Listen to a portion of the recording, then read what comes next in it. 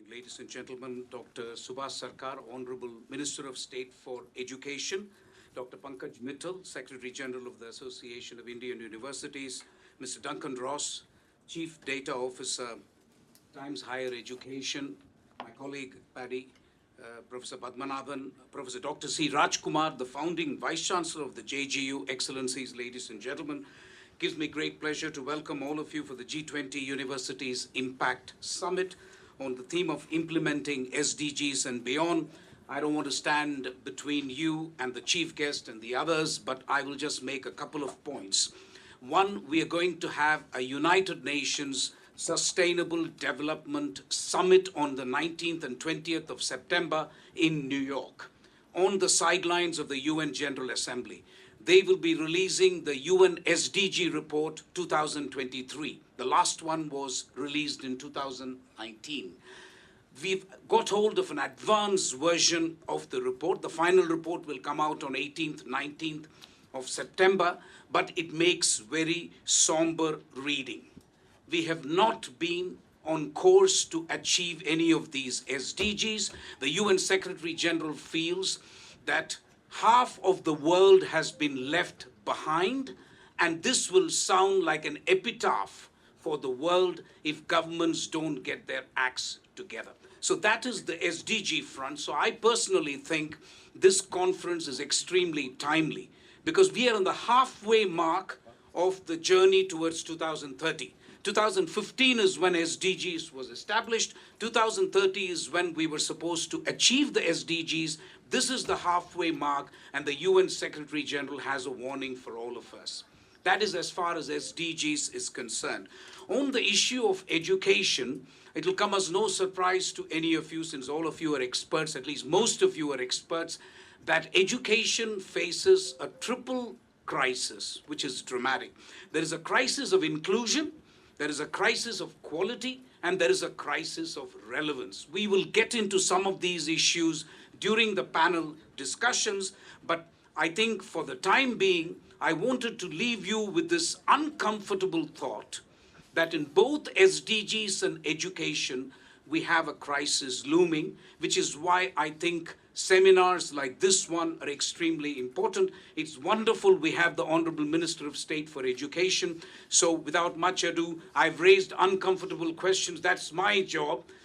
I leave it to the experts to actually come up with answers, but I look forward to the proceedings of today, and a very warm welcome to all of you. Thank you.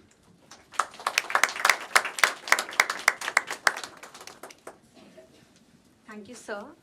May I now request Professor Dr. C. Raj Kumar, the founding Vice Chancellor of OP Jindal Global University, to deliver the welcome address. Very, very good morning to all of you. This particular summit is happening at a very important time. I was telling Dr. Pankaj Mittal that we can actually easily believe that the entire Delhi city has been decorated for this summit that we're having today. It's happening right the week before, or a couple of days before, the big G20 event that India will be hosting. So I have great pleasure in welcoming all of you to this Universities Impact Summit, implementing the Sustainable Development Goals and beyond under the G20 ambit. I want to express my sincere thanks and gratitude and appreciation to the Times Higher Education World University Rankings, the head of which Mr. Phil Baty is joining us from London. It's pretty early in the day. As some of you know, Phil Baty is the Chief Global Affairs Officer of Times Higher Education. We have with us physically present Mr. Duncan Ross, the Chief Data Officer of Times Higher Education.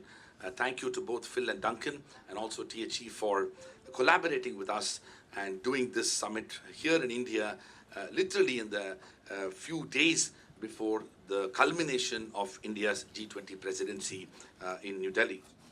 I also want to express my sincere appreciation to Shri Muraleedharan, the Honorable Minister of State for External Affairs, Government of India, who will be delivering the presidential address. Unfortunately, he is not physically present because of the obvious reasons of India's presidency and the work associated with G20, but we are grateful to him.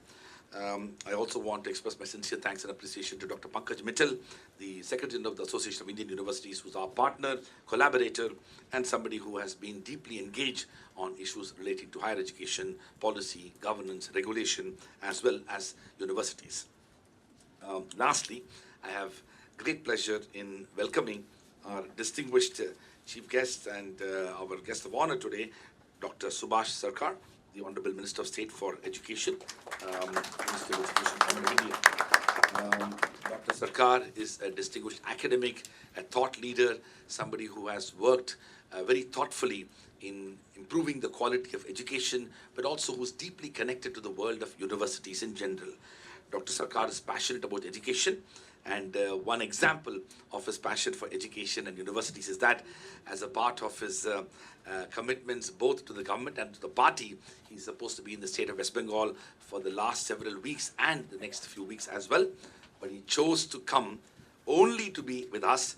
He came in yesterday and will be returning back to West Bengal today. So I want to express my deepest gratitude, Dr. Sarkar, for accepting our invitation. It speaks volumes about your personal passion, commitment, and dedication to the cause of higher education and universities. I will keep it short because we have many more speakers to come, but I just want to mention a few things. One is that while the larger imagination for G20 is happening and has been happening since India took over the presidency in the Indian context, and the next few weeks and months will culminate into several high-level delegations, including the heads of states and heads of governments landing in India. But one of the things that we need to recognize, and we don't recognize it adequately, is the role of universities and higher education institutions. That is the context in which we have all assembled today here.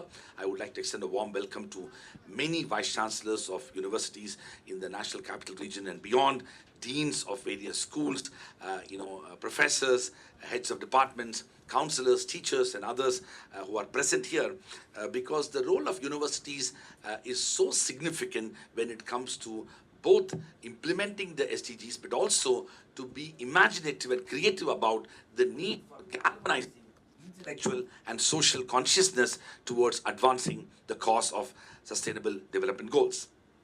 I think it is only fair to say that a country like India, which has 1.45 billion people and has become the world's largest country in terms of population, the most important part of that is the fact that over 950 million people in India who are less than 35 years of age.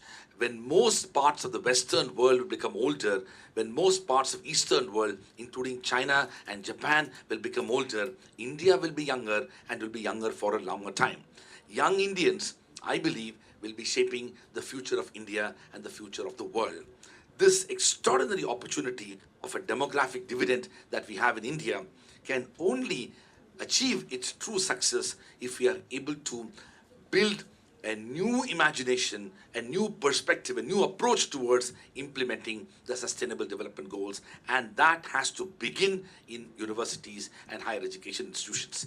The second reason why we need to take the role of universities and higher education institutions far more seriously is the fact that universities work in the realm of ideas. Ideas that can shape the future of the world, ideas that can challenge status quo, ideas that can give new perspectives and thought processes, ideas that can provide evidence for research, ideas that can persuade people.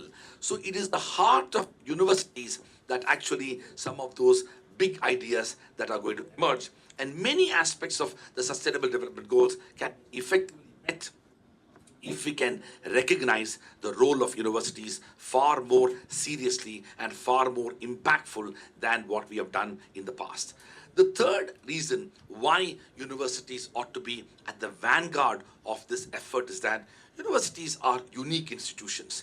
I have always maintained that universities, unlike government organizations, think tanks, research institutions, non-governmental organizations, and other organizations, including corporations, companies, business enterprises, universities encompass all these imaginations into a single institution. And that makes universities' role in many ways multidimensional, but more importantly, it has a wider sense of stakeholdership in which every aspect of society has an important stake in what universities do. And that's why this role that universities have in promoting sustainable development goals is so critical. The next aspect of why universities have a big role to play is that it needs to be recognized that universities are interdisciplinary in nature. Interdisciplinarity of the work of universities mean that we need to recognize how universities are able to work across multiple disciplines. The nature of the Sustainable Development Goals is such that it is not confined to a single discipline. SDGs are, by its very nature, multidisciplinary in its implementation, in its vision, in its imagination, and most importantly, in its capacity to contribute to public good.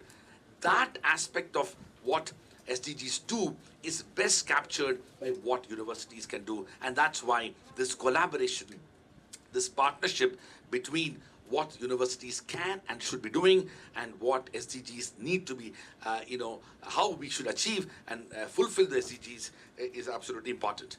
Lastly, I want to say that we are very fortunate that we have been able to have this particular meet today. We'll be releasing the Times Higher Education's report shortly.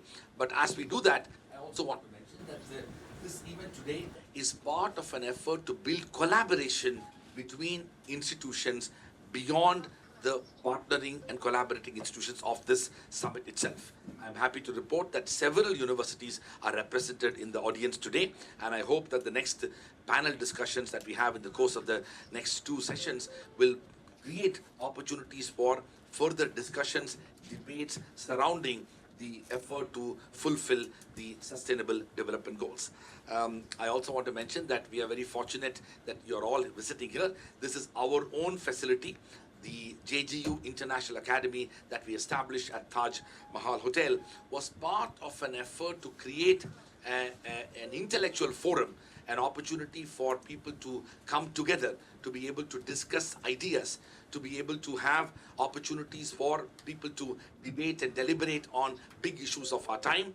The vision of this center is essentially called a private space for fostering public good in alignment with the vision of the university, which is a private university for promoting public service. With those words, I would like to once again extend my heartiest welcome to all of you. Congratulations to the Association of Indian Universities, Times Higher Education, also our partnering organization, which Mohan represents as a colleague of mine, where we have established the Jindal Global Center for G20 Studies, a newly established center to mark the importance of G20 studies that will transcend India's presidency. Thank you very much.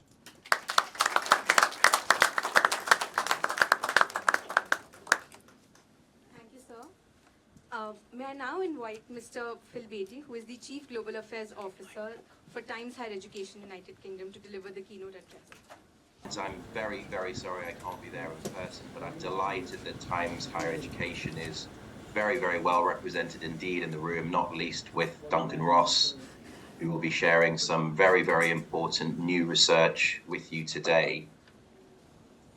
So it's been said that a great reckoning is coming. We've been talking about this idea of a reckoning in global higher education for a while now. It comes from a comment made to Times Higher Education by Fernando Ramirez, the Harvard professor and a member of the UNESCO Commission on the Futures of Education. He told Times Higher Education, in recent decades, the public and politicians are increasingly asking, what good do universities do for society? Who do universities serve? He went on, I think this is causing a reckoning within the higher education community, perhaps comparable in significance to the reckoning that led to the last major transformation of the university after the Second World War. That was, of course, the great era of expansion of higher education and widening access, particularly in the Western world.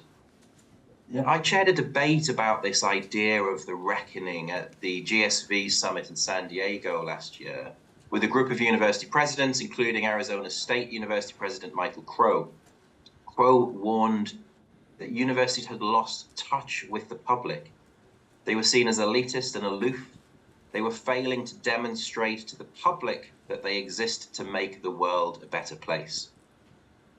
Joy Johnson, the president of Simon Fraser University in Vancouver, she agreed. She said the reckoning is coming.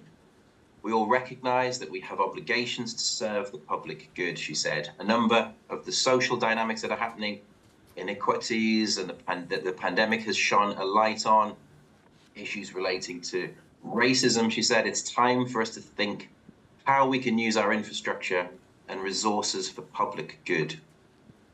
So Johnson referenced the pandemic, she referenced inequality and racism, but of course, global society faces many, many other risks and indeed existential threats, as we heard in those powerful introductory remarks.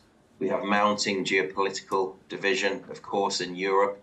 We have an ugly war. We're facing the collapse of trust in institutions. Most alarming of all, I'd suggest the climate crisis, which we are feeling much more directly from the extreme flooding in southern Asia to the devastating wildfires across Europe, and of course recently in Hawaii and other parts of the United States. So at Times Higher Education, we know that universities are key to addressing these global grand challenges. Summarizing this perhaps most succinctly of all, Claire Pollock, the provost at Western Sydney University, she told a Times Higher Education Summit last year, yes, we educate, yes, we do research, but if we're not making an impact and making a difference, then we're not fulfilling the goal of our existence. So this is where Times Higher Education, I think, has the great honor of playing a supporting and a facilitating role. We're here to help university leaders and faculty and governments to ensure they really can deploy the wonderful resources and wisdom in universities to make a difference. So we were founded in 1971 to provide insights and intelligence to global higher education. Times Higher Education has, of course, been publishing the famous World University Rankings since 2004. And indeed, India's universities are making increasingly strong and welcome inroads in that ranking. But the world rankings capture more traditional scholarly impact, focused on world-class research institutions with high volumes of research activity, usually wealthier, with rich histories and high reputations. And I have to admit, often concentrated in the global north and the Western world. So at Times Higher Education, we wanted to deploy our data expertise to better capture and report the impact that universities make, the difference they make, their social and economic impact, the public good beyond pure scholarly excellence. We wanted to get past the traditional and narrow ways to measure excellence, for example, through research citations or reputation or exclusivity. We wanted to capture the extraordinarily rich and diverse ways that universities make a difference. So we wanted to create a pioneering ranking of impact, the Times Higher Education Impact Rankings. It's a huge challenge. Universities make a difference in so many ways, from transforming an individual's life through education to helping shape policy, to driving the economy, to enhancing our cultural life, making groundbreaking, world-changing discoveries that universities are uniquely placed to make. So it was Duncan, THE's Chief Data Officer, who's with you there right now. He developed a unique and a powerful framework to achieve this, to capture and celebrate universities' impact on the world. And what he did, which was really revolutionary as far as I'm concerned, was to build a ranking on university impact around the framework of the UN Sustainable Development Goals. So the goals themselves were mapped to what higher education can do to deliver the goals. So what better way to capture all the remarkable, expansive, multifaceted ways that universities can and do make the world a better place through the broad and, as Raj said earlier, the interrelated, multidisciplinary framework of all of the 17 goals. You know, the SDGs cover issues from eradicating poverty to supporting decent work and economic growth, to providing clean water, driving greater social mobility, promoting, of course, environmentalism and protecting our planet from the climate crisis, right through to promoting peace and justice. So as Nancy Rothwell, president of Manchester University, puts it, we believe that universities exist for the public benefit. Universities are here to address the big questions and challenges facing our world, And there's no better framework for this than the UN Sustainable Development Goals, which apply to all countries and all sectors of society. So at Times Higher Education, we know that universities are absolutely fundamental, vital to the success of delivering the goals. Through their teaching, of course, they teach the next generation of socially conscious leaders. Through their research, creating that new knowledge and new technologies to tackle the world's shared global challenges. Through their outreach, their work with governments, with NGOs, with businesses. And of course, through the stewardship of their own affairs, the treatment of their faculty and staff, the management of their campus estates and resources. So Duncan built the impact rankings on these four aspects: teaching, research, outreach, and stewardship. And you'll hear much more about that later on. So the rankings capture existing impact to help give that proper recognition and reward. They highlight and publicize good practice to be shared with others to learn from. They provide an entirely unique global database, a new evidence base to inform policymakers and to help universities and help ensure universities' work to change our world for the better is properly supported.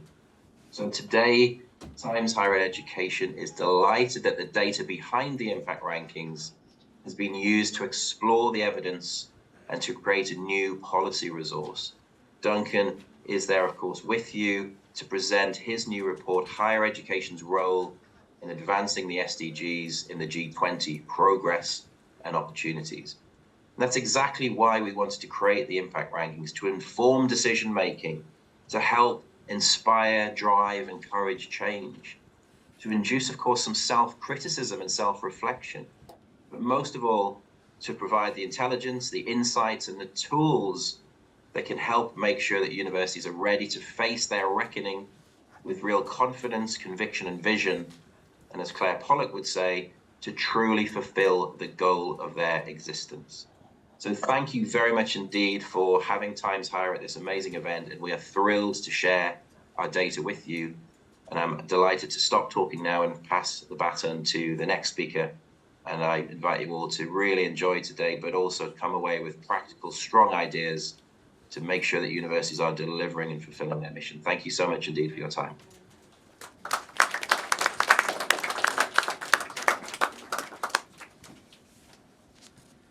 Thank you, sir. I now invite Mr. Duncan Ross, the Chief Data Officer for Times Higher Education, to deliver the special address. As you can see, I am the one person this room was not designed for. Can I start by thanking Raj for his kind invitation and support in setting this up, and the Honourable Minister for his presence here. Friends, if I may call you that, it gives me great privilege to be here to launch this report that looks at both the progress that universities have been making over the last few years, but also highlights some of the challenges that I think need to be addressed over the next 1 or 2 years as part of our attempts to move forward in delivering on the Sustainable Development Goals. This report came about specifically because of a meeting we had here, was it in May? It was in May. And Raj and I and various other people were discussing India's key role as president of the G20 and how universities, how higher education could support that and provide insight for that. And it occurred to me whilst we were doing that, that actually within Times Higher Education, within the impact rankings, we had a set of data about universities within the G20. And that perhaps that data would give us some interesting insights into what the G20 in particular and what its universities were doing. And so we took that. It turns out if we exclude universities that are in the G20 because they're part of the European Union, which kind of adds a whole load more universities, but if you just look at those who are in member states, who are individual member states, there are 749 universities providing data to the impact rankings. That's a lot. That's a lot of higher education to analyse. And some of the things we see when we look at those universities is that they reflect the needs of their countries. And we'll see that when you read the report. One of the things you'll notice is that universities aren't a monolith. A university here in Delhi does not necessarily have the same focus as a university in London, or a university in Washington, DC, or a university in Canberra. Universities flex. They address the SDGs in the way that makes the most sense for their communities. And that's a really positive thing to learn. And we know this because universities have committed themselves to measure. Now, there are many different ways within the world that we can measure progress against the SDGs. Within Agenda 2030 itself, of course, we have the concept of voluntary reviews. And nations are creating these voluntary reviews. Now, a voluntary review is something that can be done not just by nations, but also by universities. Voluntary university reviews are a real and powerful tool when it comes to measuring your institutions. They allow you to build a detailed analysis based on your own metrics, your own understanding of your institutions. But they take a lot of time, they take a lot of effort. They are resource intensive. And the impact rankings, whilst much simpler, and whilst being designed to provide a level playing field, give a route towards that measurement. They allow you to measure yourself in a way that is perhaps simpler, but they also allow you to compare yourselves with other institutions, and that itself is quite useful and quite powerful. And we've seen more and more universities participate in the impact rankings. We grew from 541 universities in our first year back in 2019 to 1,705 universities this year, and we hope to grow that even more. That commitment to measurement on behalf of universities is the first learning from the report. The second is the increasing engagement. Higher education has come to understand that it plays a key role. As Raj said, for many reasons, higher education has a vital and key role to play in delivery of the Sustainable Development Goals. Later on this afternoon, I'll also look at some of the other aspects of the role that universities can play. The impact that universities are making as well is something that can't be underestimated. Now, one thing that I do want to touch on here is we often think about the research input of universities, and that's critical. We think about the educational input of universities. That's also vital. It's great to see some young people here in the audience, by the way, so take this away. You know, we've made a mess of the world. It's your job to sort it out. Hopefully we can help you go on the way a little bit. The third thing we need to think about, though, is how universities look after the resources they have. Those resources include the physical lands that you're built on, the rivers, the seas around you, but it also includes the people who work in and around the university, the human resource and the students. These are your responsibility too. Your stewardship extends to them. And the final thing that universities often forget is that they are economically important. As the Minister will know, higher education is a big sector in the economy of all the G20 nations. It's about 1.7% of gross world product. That economic power must be used as well. If universities choose to move to a zero carbon future, that in turn will create the economic conditions that will allow more organisations, more companies, etc., to continue along that route. Because you can put pressure on the power generators, you can put pressure on parts of society, on companies to be more green, to be more focused on the SDGs. Briefly then, what are the opportunities and challenges? The first one is around the research we do as universities. Is that appropriately focused across all SDGs? And as you'll see from the report, the answer is no. Some SDGs have more research done than others. SDG 3, by far the most. SDG 3 is good health and well-being. It covers medicine, we would expect that. Sadly, one of the SDGs with the least research done on it is SDG 1, no poverty. We need to take concrete steps to address that imbalance. If nothing else, because how can we address good health and well-being if we don't also address poverty? So many aspects of health are related to income, related to poverty. And it's a challenge not just for universities, but for those who fund universities. How can we ensure that funds are directed to the right research? The second thing that we can do is we can look at building strong and effective partnerships.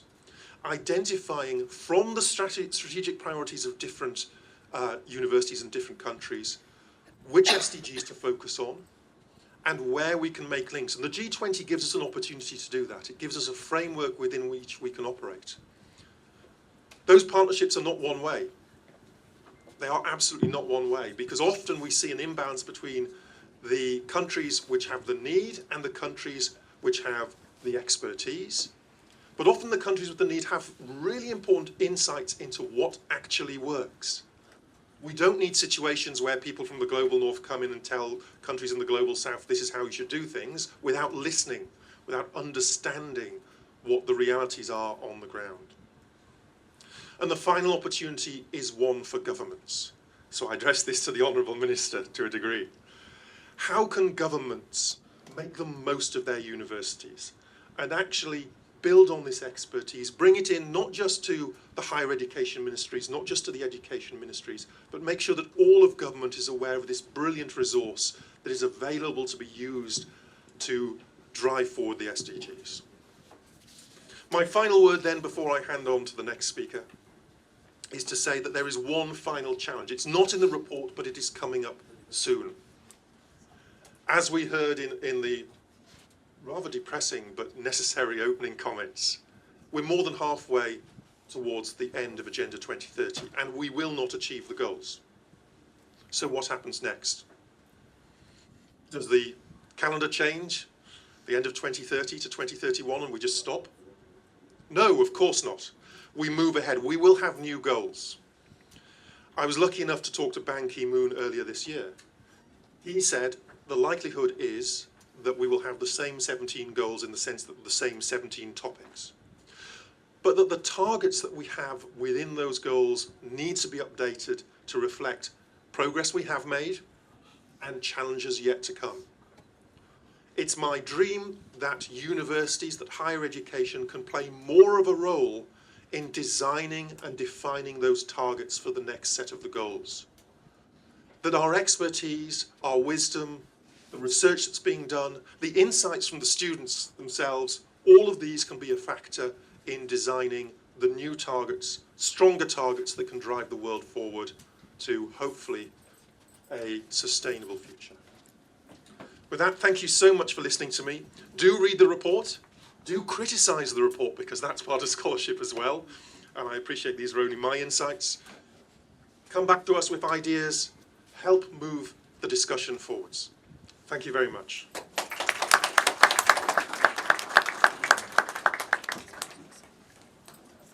Thank you, sir. I now invite the Secretary General of Association of Indian Universities, Dr. Pankaj Mittal, to deliver the special address.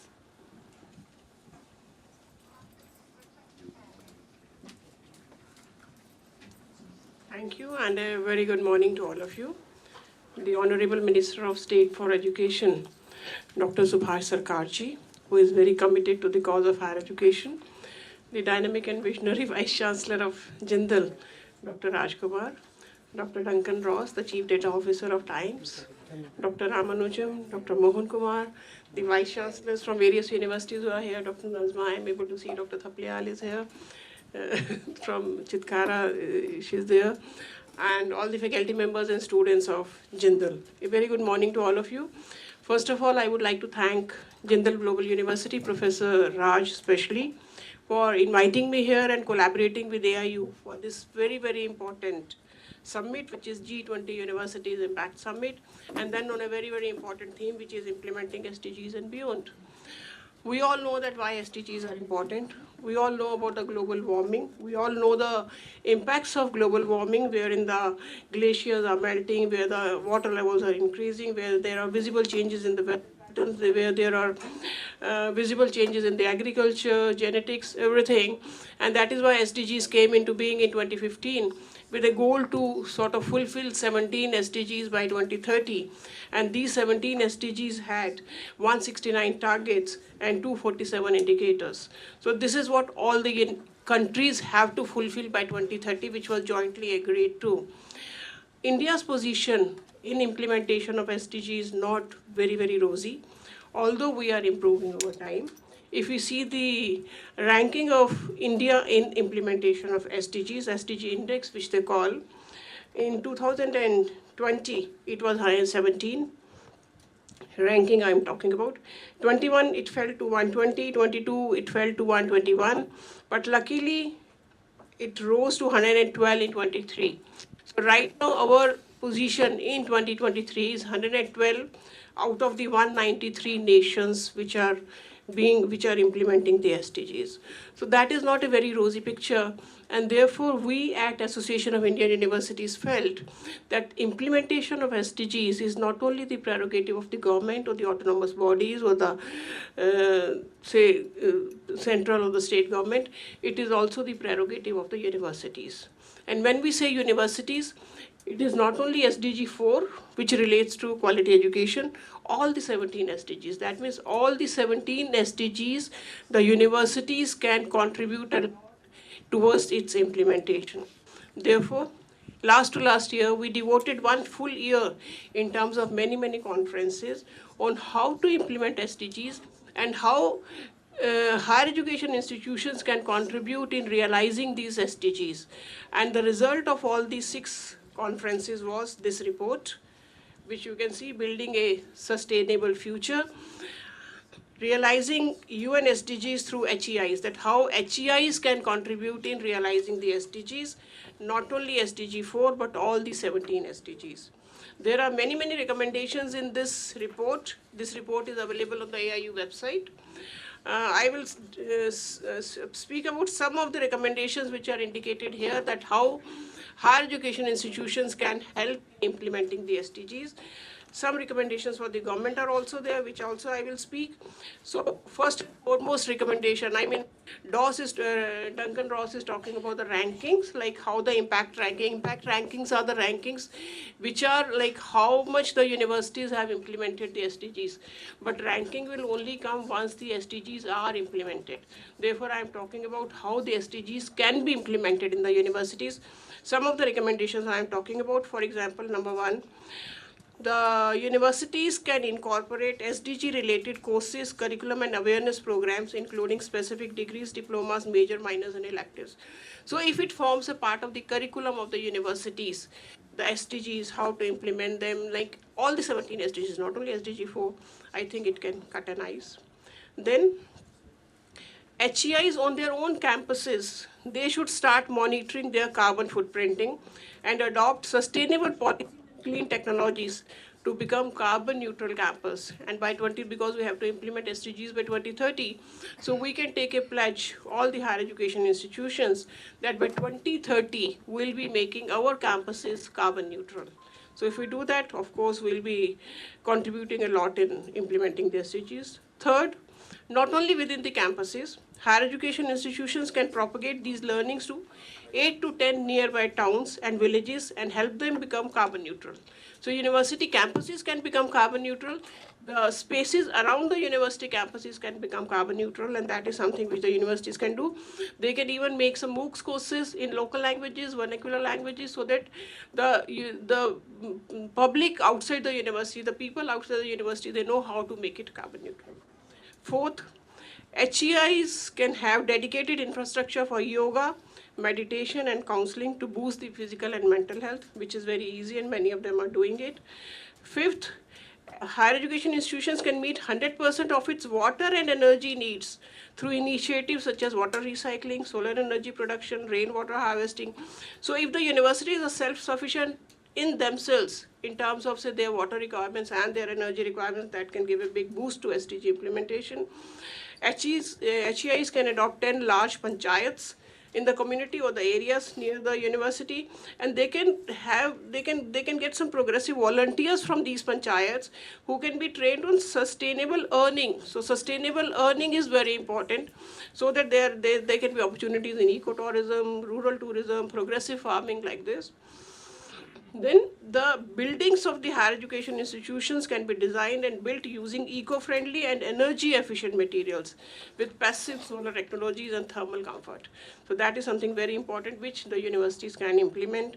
Universities can encourage research on areas related to SDGs. So universities are doing a lot of research activities. So if a research can be targeted towards implementation of SDGs and even understanding SDGs, even definitions of various concepts, that can help in implementation of SDGs. Then higher education is, we have around 4 crore students in our higher education institutions. So if these institutions can create the awareness amongst the students on what the SDGs are, what is their importance, how they can be implemented, they can translate that knowledge not only to their families but to their neighbors, friends. So that will be another aspect. And then one more thing which the higher education institutions can do is that the government is taking up many schemes for implementing SDGs, but no impact analysis is being done for these schemes, that how much impact these schemes are making. So higher education institutions can take it upon themselves to conduct these impact studies so that the government knows that which scheme is working well, which scheme is not working.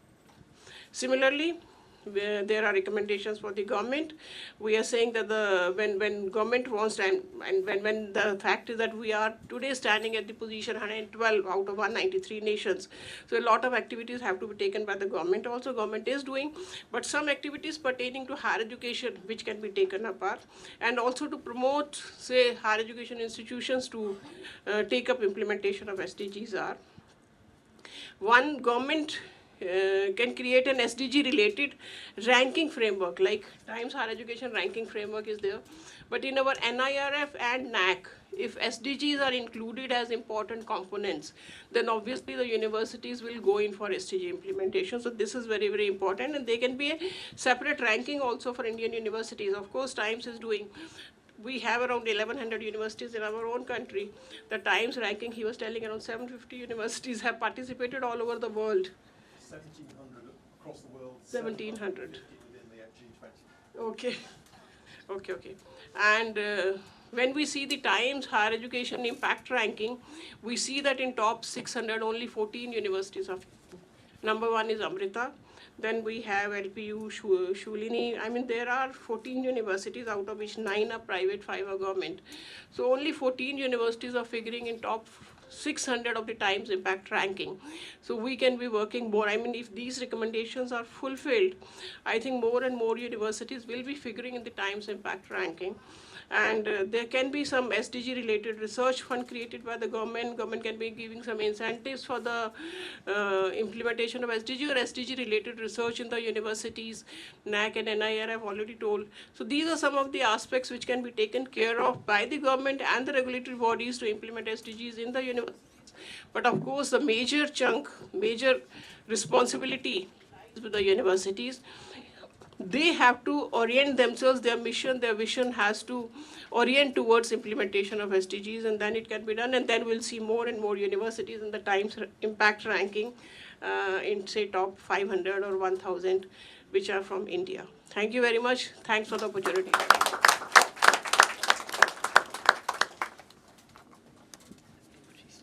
Thank you, ma'am. It is my honor and privilege to invite Honorable Minister of State for Education, Dr. Subhas Sarkar, to deliver the inaugural address.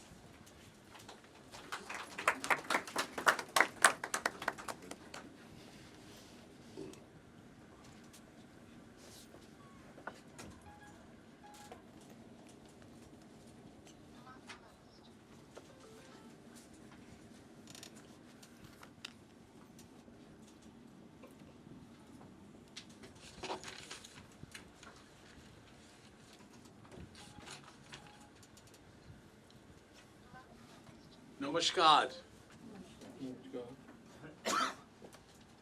And also good morning to all of you. And especially I would like to tell Mr. Baty to reciprocate good morning from the London so that all the attendees will feel that everybody is connected with you after telling my good morning. Good morning. Everybody wants to listen good morning from you. Mr. Baty, can you hear me? Good morning at 6:21 a.m. from London. It's a pleasure. Very good. Give a clarion clap.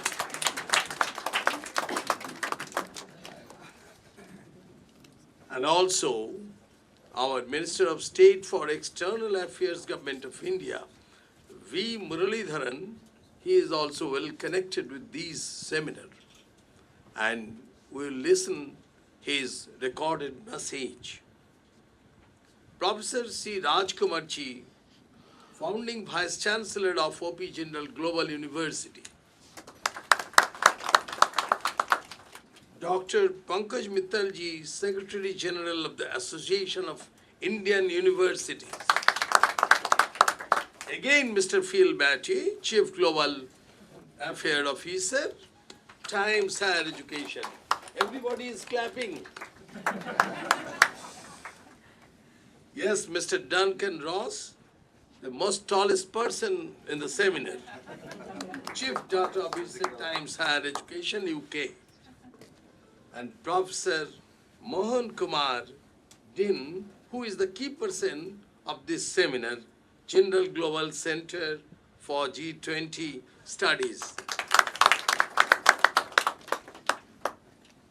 Esteemed guests, participants who have joined us from across the world, my dear friends from the media also.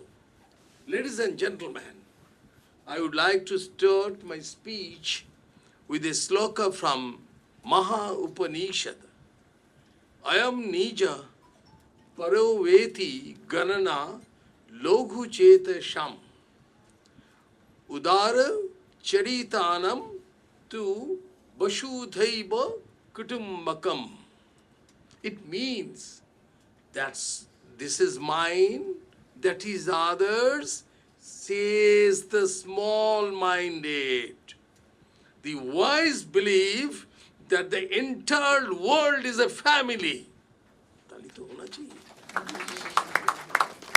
The theme of India's G20 presidency, Vasudhaiva Kutumbakam, or one earth, one family, one future, has taken from this sloka, which affirms the value of all life. Human, animal, plant, and we have not left the microorganism also. These also have been counted. And their connectedness on the planet Earth and in the wider universe. And all these are very important for the Sustainable Development Goal, SDG. And this also perfectly resonates with the theme of the G20 Universities Summit, implementing SDGs and beyond. Organized jointly by the OP Jindal Global University, Association of Indian Universities, and the Times Higher Education of the United Kingdom.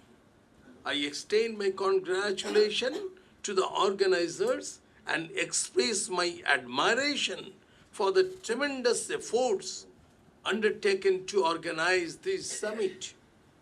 Dear friends, it's an indisputable fact that education plays a pivotal role in achieving full human potential, developing an equitable society, and promoting sustainable development. India has made rapid strides under the visionary leadership of our Honorable Prime Minister Shri Narendra Modi ji in the achievement of the Sustainable Development Goals. To start with a very crucial need of the nation, the National Multidimensional Poverty Index released by Niti Aayog in July 2023 states that India has registered a significant decline of around 10% points in the number of multidimensionally poor in the country. And what is that? The rate of the poverty has declined from around 25% of the population in 2015-16 to less than 15% of the population in 2019-21. Consequently, 13.5 crore people came out of multidimensional poverty between 2015-16 and 2019-21. This is a remarkable achievement by any standards. India is also making strides in other SDGs to set new milestones of development. I am glad to know that this conference will have two more panels. Yes, one on the role played by higher education in advancing the SDGs across G20 nations, and the other detailing with envisioning the future of global sustainability.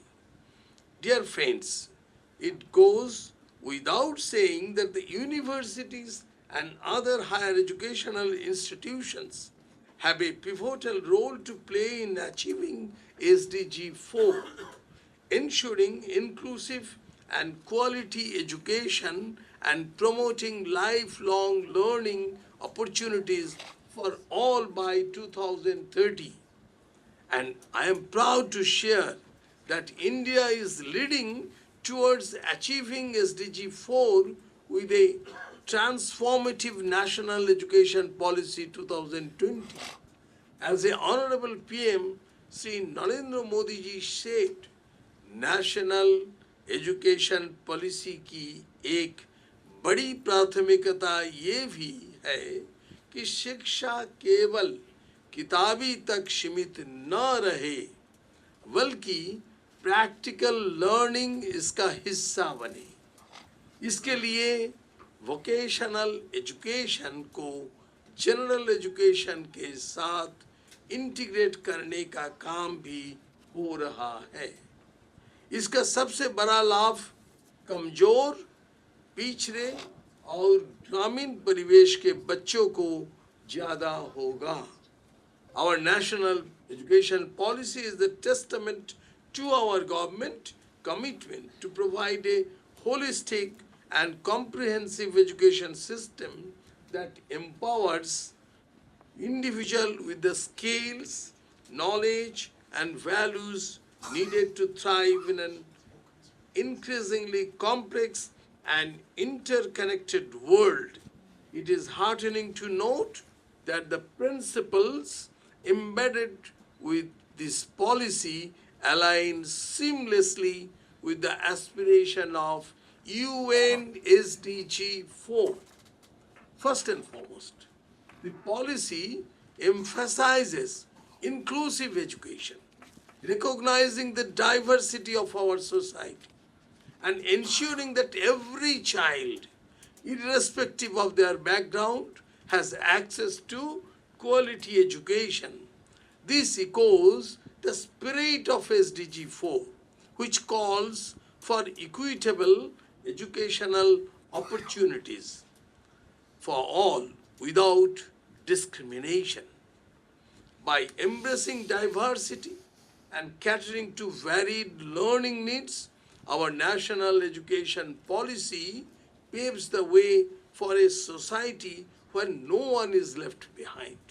Furthermore, the policy promotes flexible and multidisciplinary learning, fostering creativity, critical thinking, and problem-solving skills.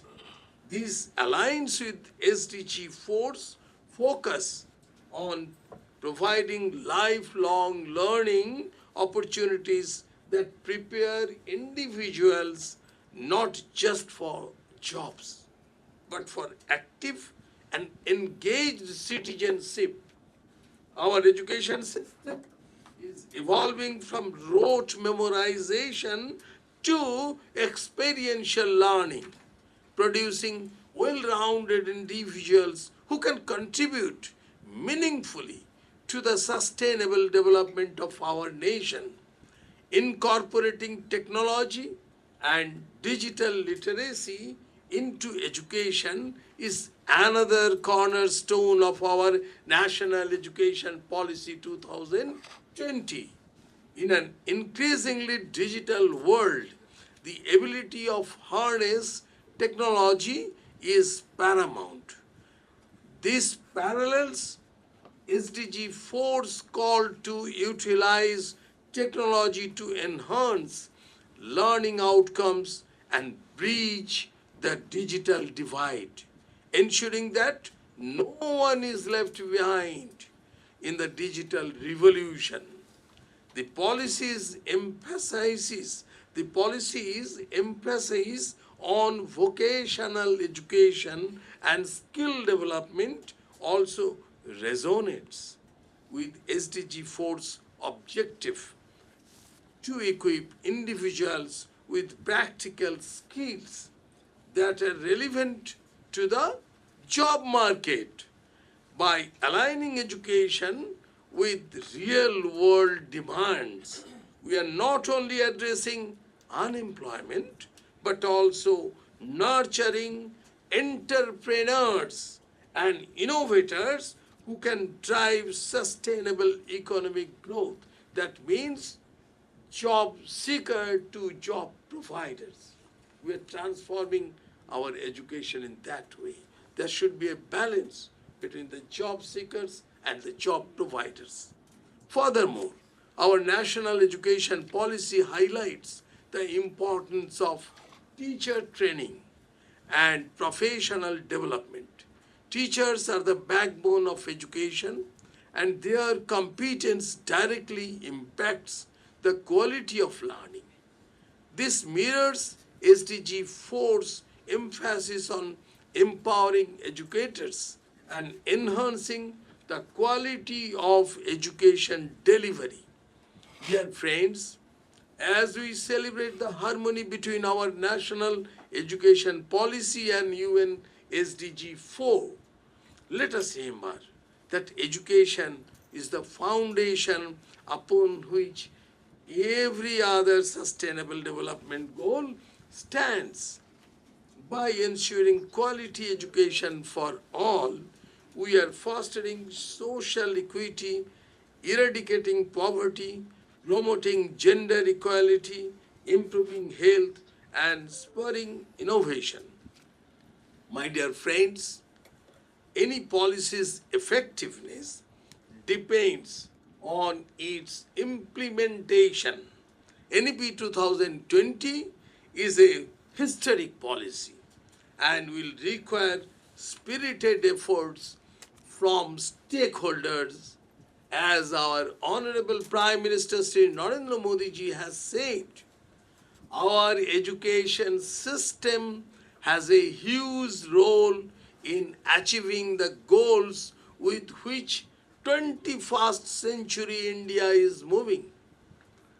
By doing so, we not only fulfill the aspiration of UN SDG 4, but also lay the foundation for a world where every individual has the tools to thrive, contribute, and shape a better tomorrow for generations to come.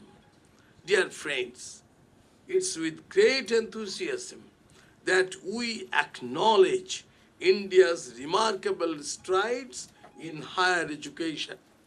With over 38 million students, again I'm telling you, with over 38 million students enrolled across approximately 50,000 academic institutions, including 1,100 universities, India now proudly holds the distinction of possessing the second largest higher education system on a global scale.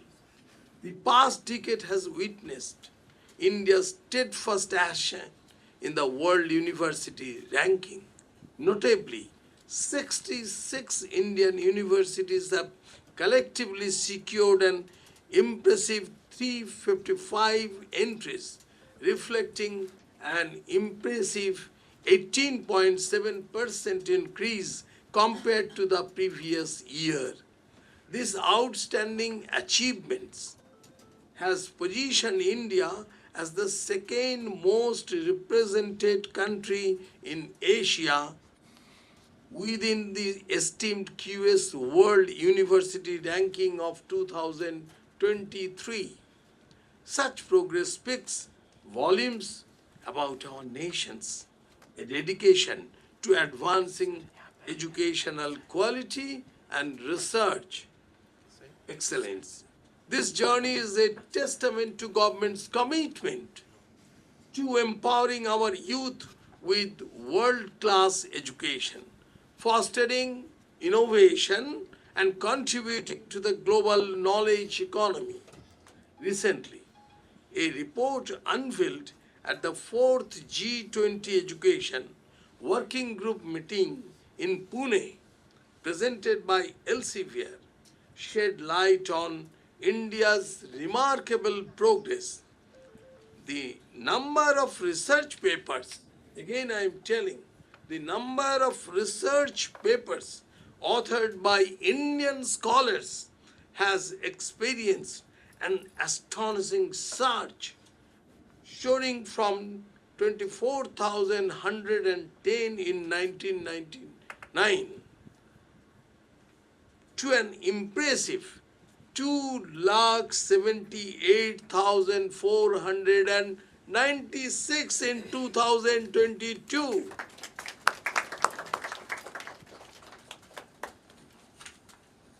This exceptional growth positions India as the third largest contributor to global research output, surpassed only by China and USA. Dear friends, under the Honorable Prime Minister's leadership, India revitalizes education with initiatives like Anushandhan National Research Foundation. It transforms the research landscape, propelling institutions into global excellence hub. This echoes India's commitment to pioneering excellence globally. At its core, the ANRF will be entrusted with the pivotal task of fostering, facilitating, advancing, and propelling research and innovation across a spectrum of disciplines. We have various schemes which supports the research like imprint, that is impacting research in technology, UAY, that is Uchchatara Avishkar Yojana, FAST, that is a training and research in frontier areas, GIAN, GIAN, that is a global initiative of academic network, SPARK, that is a scheme for promotion of academic and research collaboration, STARS, that is scheme for transformational and advanced research in sciences, and STRIDE, that is scheme for transdisciplinary research for India's developing economy, many others. Dear friends, I am happy to inform you that 9 research parks, I am again telling, that is 9 research parks are being set up at different IITs and IISc, including at IIT Madras. I will request to all other Indian VCs to visit that parks. I have visited. And IIT Mumbai, IIT Kharagpur, IIT Kanpur, IIT Delhi, IIT Guwahati, IIT Hyderabad, IIT Gandhinagar, and IISc Bangalore. They will serve the purpose of collaborative research and development, act as center of excellence, will work on national mission projects, and set up laboratories, incubation hubs, research cum academic hub, and act as a center for technology development and transfer. My dear young friends and all others, I would like to talk about the Indian knowledge system which grew over the ages with the contribution of teachers who helped students to evolve by inculcating human values, knowledge and skills. India was the destination of high quality education from its ancient civilization. The prestigious education center which imparted multidisciplinary education based on science, technology, innovation, economics, humanities, mathematics, astronomy, medicine, etc., with critical thinkers and holistic development of students. We have a long history of teaching and learning, and some of the milestone learning institutions in ancient India providing universal access to quality education is the key to India's continued ascent and leadership on the global stage in terms of economic growth, scientific advancement, national integration, and sustainable development. My dear friends, as educationists, you all have responsibilities to nurture the next generation as our Honorable Prime Minister envisioned during the speech in recent Akhil Bharatiya Shiksha Samagam 2023. We have to create an energetic and innovative new generation in the next 25 years of Amrit Kal. I urge all of you to invest in creating future leaders of India. This is very important, sir. We can guide our students to be innovators and founders of startups. They can be job providers rather than just being job seekers. We should also focus on the emerging techniques like artificial intelligence, data science, simulation and modeling, secure systems, and intelligent manufacturing, to name a few. India has true potential to become startup capital of the world and lead the world in innovation and research. We must take steps in that direction. Friends, I would like to conclude by sharing a profound thought of Gurudev Rabindranath Tagore, which aptly captures the essence of education and its link to sustainable development. That is, the highest education is that which is not only provides us with information, but also ensures our lives are in harmony with all existence. This is SDG 4. I have no doubt that your deliberations will be useful and that the conference will come up with some answers to our long-standing challenges in the area of UN Sustainable Development Goals. Just now, I have got one information that Indian universities have targeted on the 17 goals. That is, the top priority is clean water and sanitation. Number 2 is the second priority is affordable and clean energy. And the third priority is gender equality. We should keep it in our mind for our university students, but we should know all the 17 points. All the teachers should percolate this message to the students, and so that student and teachers, everybody can percolate it to the society. Then we can build a good, powerful society. That is, I once again congratulate the organizers of this event with the grand success of the conference. Bharat Mata Ki Jai.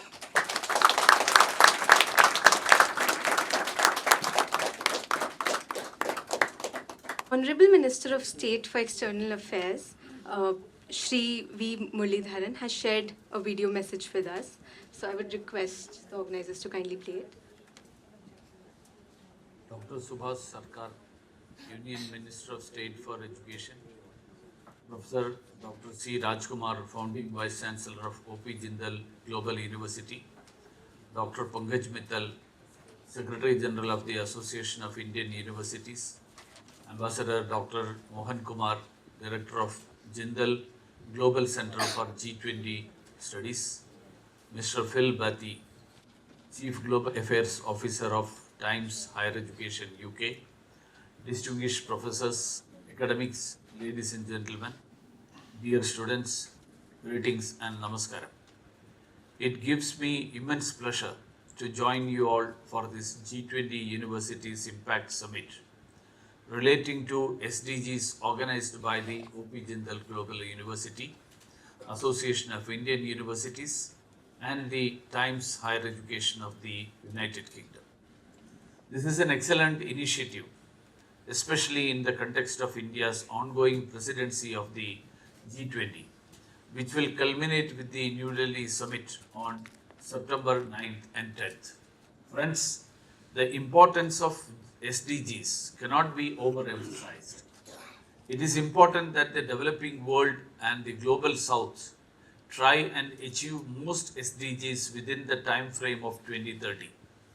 For this to happen, collective efforts needs to be redoubled, financial assistance augmented, and global cooperation enhanced. This is a formidable challenge in today's world, which appears fragmented and driven by conflict. But in these turbulent times, India stands as a beacon of hope as it seeks to make a solid contribution towards this goal by voicing the concerns and priorities of the global south and utilizing its G20 presidency to fulfill its duties. It is against this background that this conference assumes importance. I am particularly happy to note that there will be an important panel discussion on the role of higher education in advancing the UN SDGs across the G20 member countries. I am confident that the panel will flesh out details and make concrete recommendations in this regard. In effect, the higher educational institutions have a critical role to play in not just sharing knowledge on the important issue of SDGs, but also in carrying out searches on the subject. In this context, I appreciate the setting up of the Jindal Global Center of G20 Studies led by Ambassador Dr. Mohan and have no doubt that it will make useful contributions in this area. Friends, the Global Education Development Agenda reflected in the Goal 4 of the SDGs of the 2030 Agenda for Sustainable Development seeks to, and I quote, ensure inclusive and equitable quality education and promote lifelong learning opportunities for all, unquote, by 2030. Such a goal will require the entire education system to be reconfigured to support and foster learning. This is where conferences and meetings such as the G20 Universities Impact Summit can prove to be extremely useful in providing valuable inputs to policymakers and practitioners alike. In this direction, the Government of India has taken several initiatives, the most important of them being the launch of the new education policy in July 2020.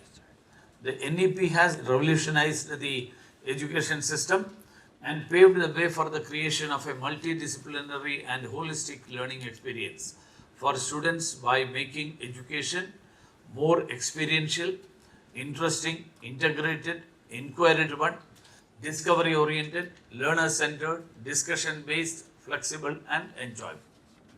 The NEP is aligned to the 2030 Agenda for Sustainable Development and aims to transform India into a vibrant knowledge society and global knowledge superpower by making both school and higher education better suited to 21st century needs and aimed at bringing out the unique capabilities of each student. Friends, education has always been the change agent in the world. I firmly believe that what happens in the classrooms is reflected in society. Schools and universities can play a significant role by introducing positive changes, interventions and actual transformation in students. Therefore, I urge all of you to align your academic and professional goals with the sustainable development goals of the world and create future-ready global citizens who are concerned not only about their own development but also about the well-being of the entire planet. It's only when we achieve this objective that we can truly fulfill the real purpose of education.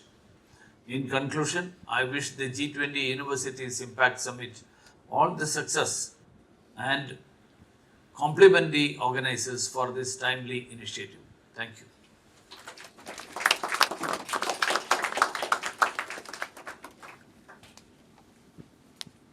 I now invite Professor Padmanabha Ramanujam, Dean of Academic Governance and Student Life, to deliver the vote of thanks.